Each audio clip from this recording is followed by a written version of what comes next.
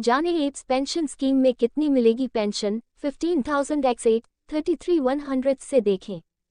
EPF pension, जिसे तकनीकी रूप से कर्मचारी पेंशन योजना एम्प्लॉइज पेंशन स्कीम के रूप में जाना जाता है, कर्मचारी पेंशन योजना के लिए खड़ा है। कर्मचारी भविष्य निधि संगठन ईपीएफओ द्वारा प्रदान की जाने वाली एक सामाजिक सुरक्षा योजना है। यह योजना 58 वर्ष की आयु में सेवानिवृत्ति के बाद संगठित क्षेत्र में काम करने वाले कर्मचारियों के लिए एप्स पेंशन फंड का प्रावधान करती है। हालांकि कर्मचारी पेंशन योजना एम्प्लॉइज पेंशन स्कीम का लाभ तभी उठाया जा सकता है जब कर्मचारी ने कम से कम 10 वर्षों तक कोई सेवा प्रदान की हो। यह निरंतर सेवा होना जरूरी नहीं है।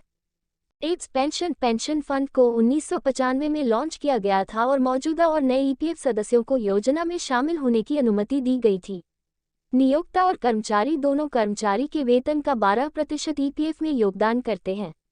हालांकि कर्मचारी का पूरा हिस्सा ईपीएफ में योगदान दिया जाता है। नियोक्ता का हिस्सा 8.33% कर्मचारी पेंशन योजना ईपीएस में जाता है और 3.67% हर महीने ईपीएफ योगदान में जाता है। कर्मचारी पेंशन योजना एम्प्लॉइज पेंशन स्कीम के तहत लाभ प्राप्त करने के लिए पात्र होने के लिए एक व्यक्ति को निम्नलिखित मानदंडों को पूरा करना होगा। एप्स के तहत अपनी पेंशन फंड की गणना कैसे करें? Apps pension formula. पीएफ में कर्मचारी पेंशन योजना एम्प्लॉइज पेंशन स्कीम की पेंशन की राशि सदस्य के पेंशन योग्य वेतन और पेंशन योग्य सेवा पर निर्भर करती है।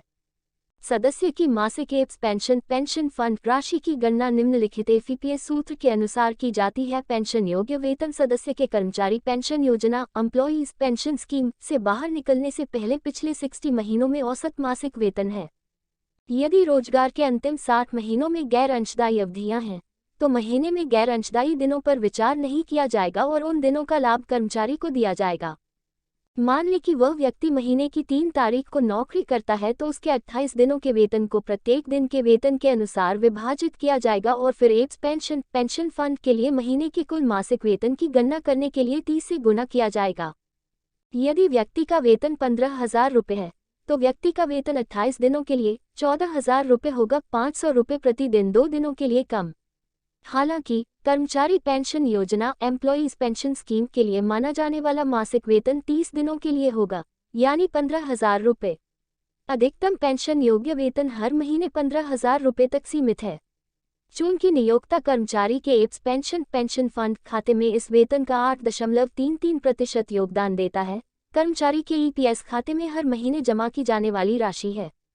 एप्स पेंशन फंड नियम में बदलाव। कर्मचारी भविष्य निधि संगठन या ईपीएफओ ने पेंशन भोगियों के सामने आने वाली कठिनाइयों पर ध्यान दिया है, जिन्होंने दावा किया है कि उनकी एप्स पेंशन फंड समय पर उन तक नहीं पहुंचती है।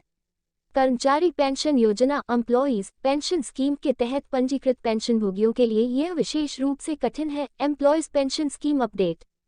दिशा निर्देशों